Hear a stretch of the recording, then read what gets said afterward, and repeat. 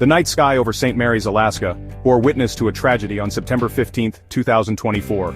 A Cessna 207, a workhorse of Alaskan skies, went down. The small plane, operated by Ute Commuter Service, crashed just moments from its destination. All 4 souls aboard perished, their lives cut short in the unforgiving wilderness. The crash sent shockwaves through the small community and beyond, a stark reminder of the inherent risks of air travel in the vast Alaskan wilderness. This wasn't just another statistic in a state where aviation accidents are tragically common. This crash hit close to home for many. St. Mary's, a remote village accessible only by air or water, relies heavily on small planes for essential services and connections to the outside world. The loss of 4 lives in such a tight-knit community was a heavy blow. The crash also brought to light the ongoing challenges of aviation safety in Alaska. This incident, along with a string of other accidents in recent times, underscored the unique risks posed by the state's challenging terrain and unpredictable weather. As investigators began piecing together the events that led to the crash, the hope was to find answers that could prevent similar tragedies from happening again. The Cessna 207 took off on what seemed like a routine flight. It was a private charter, booked for a moose hunt in the Alaskan wilderness. Aboard were 4 individuals, each with their own story, their own dreams. At the helm was 34-year-old Scott Grillion from Chugiak, an experienced pilot navigating the familiar Alaskan skies. His passengers were eager for adventure 23-year-old Mario Gioiello from Ohio, 25-year-old Caleb Swartzel from South Carolina, and 44-year-old Benjamin Sweeney from Sterling. The flight departed on that fateful evening, heading towards St. Mary's Airport. Their intended destination was a mere 2,000 feet below as they made their final approach. It was shortly after 10 p.m. when the unthinkable happened. The plane, having circled the airport twice, crashed into the unforgiving terrain. The impact left no survivors.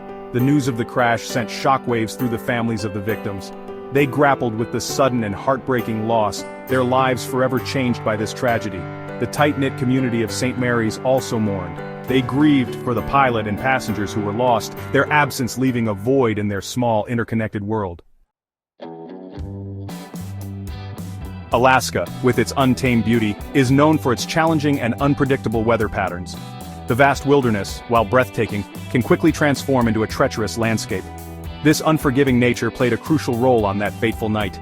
Weather reports indicated highly variable conditions in the vicinity of St. Mary's Airport at the time of the crash.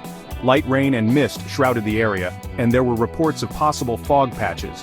Visibility, a critical factor in aviation safety, was reported to be around 2.5 miles. However, investigators suspect that the actual visibility on the ground might have been significantly lower due to the localized fog.